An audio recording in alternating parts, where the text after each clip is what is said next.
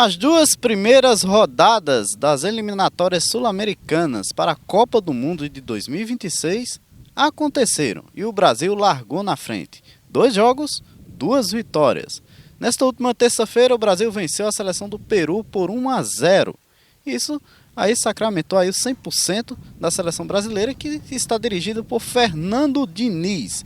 E como o seu trabalho está sendo visto pelos brasileiros? Dirigente de time de futebol amador aqui da região do Cariri, fala aí sobre esse trabalho de Fernando Diniz, sobre o seu ponto de vista. Ouvimos aí o Boneilson Farias. Falando da seleção brasileira, a gente sabe que era preciso fazer uma reformulação, né? E começa da comissão técnica, é o que a gente vê. Eu mesmo, particularmente, eu como um treinador, uma pessoa que faz futebol amador e trabalha ali na beira do campo, né? Um grupo de jogadores. Eu sou admirador da forma que Fernando Diniz trabalha. Eu trabalho muito algumas coisas de Fernando Diniz já há um bom tempo que eu trabalho na minha equipe. Por isso que eu sou admirador de Fernando Diniz. É um futebol mais conjunto, um futebol mais ajustado, as linhas mais juntas, é mais ou menos daquela forma que a gente tenta fazer. Eu sou admirador, sempre queria ver um Fernando Diniz, um estilo de jogo daquele, numa seleção. Desde que deixasse o cara trabalhar, o cara trabalhar bem à vontade. A gente está vendo, a gente está conseguindo ver que os jogadores estão entendendo. É muito bom. Aquilo ali é deixar o jogador à vontade, ele fazer mais ou menos aquilo que ele sabe fazer. O futebol brasileiro que foi perdendo aquela identidade, né, de habilidade, aquele tipo de jogadas, de efeito que o jogador fazia. E a gente vê no estilo de Fernando Diniz o jogador tendo a liberdade para fazer com responsabilidade. É mais ou menos dessa forma que a gente tá entendendo e vendo o que está acontecendo. Eu acredito que se der tempo, se der liberdade, se der continuar dando a oportunidade, eu acho que pode vir a dar certo para o nosso futebol brasileiro e ver a seleção, o pessoal voltar a gostar de assistir a seleção brasileira jogando. É mais ou menos o que eu vejo na forma de Fernando Diniz trabalhar essa seleção. O trabalho de um treinador em uma seleção é com o objetivo de chegar à Copa do Mundo e realizar uma boa Copa e, quem sabe, até disputar o título desta. Fernando Diniz, na seleção brasileira, né, segundo a CBF, né, o seu contrato, ele não vai até a Copa do Mundo, e sim está em um tempo limitado para a possível chegada de um treinador aí da Europa. Mas como é que fica isso, né? Qual o objetivo do treinador?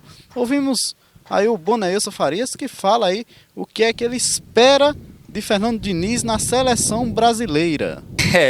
Na verdade, esse embrolho todo, eu tenho minha visão pelo meu conhecimento de futebol. Eu acredito, na minha visão, que o treinador da seleção vai se manter Fernando Diniz.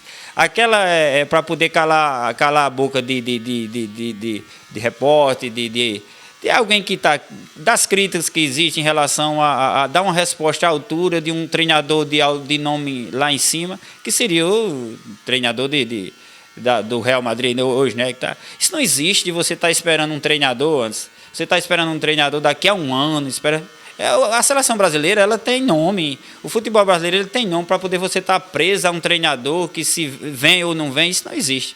Então, eu acredito que o treinador vai ser Fernando Diniz mesmo, da seleção brasileira. Agora, o erro está em você treinar um clube de futebol e estar na seleção brasileira. Eles têm que resolver esse problema logo. Eles têm que resolver ou Fluminense ou seleção brasileira, é a minha opinião. A maioria dos treinadores das seleções treinam apenas a própria seleção, um único trabalho, um único foco.